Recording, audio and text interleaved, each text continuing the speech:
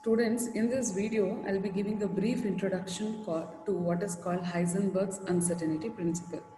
So this principle is basically to be followed for all the problems whatever we deal with in quantum mechanics.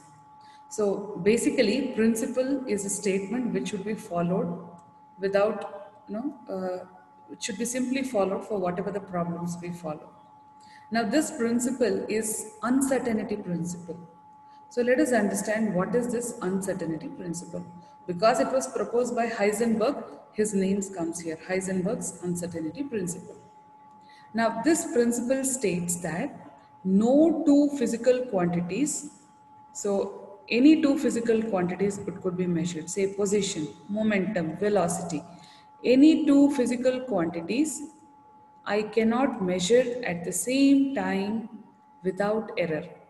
According to classical mechanics, the scenario was entirely different. I could easily measure two different quantities at same time.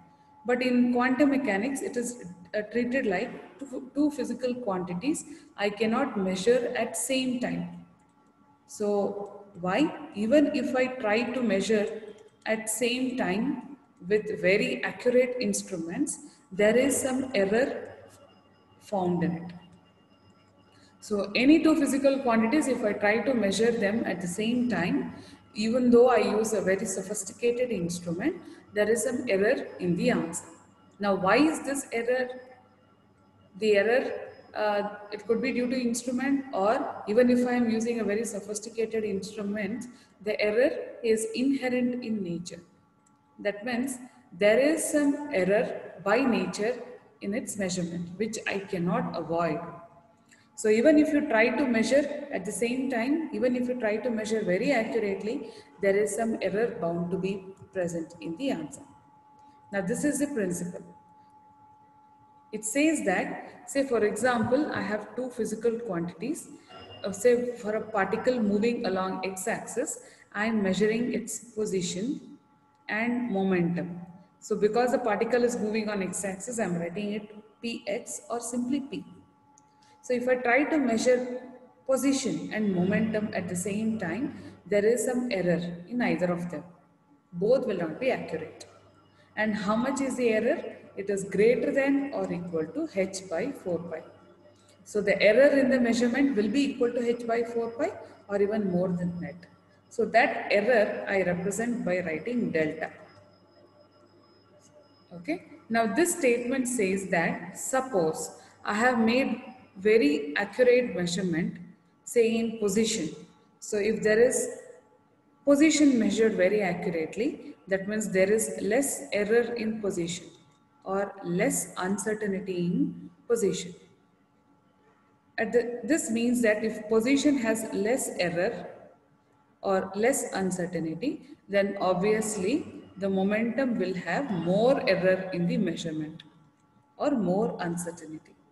Now why there is more error or less error? Even please note, delta x doesn't have a zero error. There is some error in it, but the error value is less. Suppose if I measure position accurately, there will be less error in the position, there will be more error in the answer. Now this error is by default present in the material. Okay, so please note, nowhere we have written it is zero error. Error is bound to be there. Now, how much is the error? It will be equal to h by 4 pi or even more than that.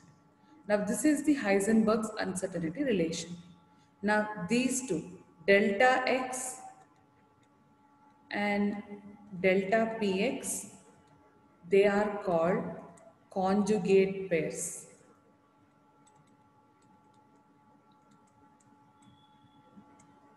Similarly, I can write uncertainty relation between energy and time as like this, and uncertainty relation between angular momentum and angular displacement as h by 4 pi.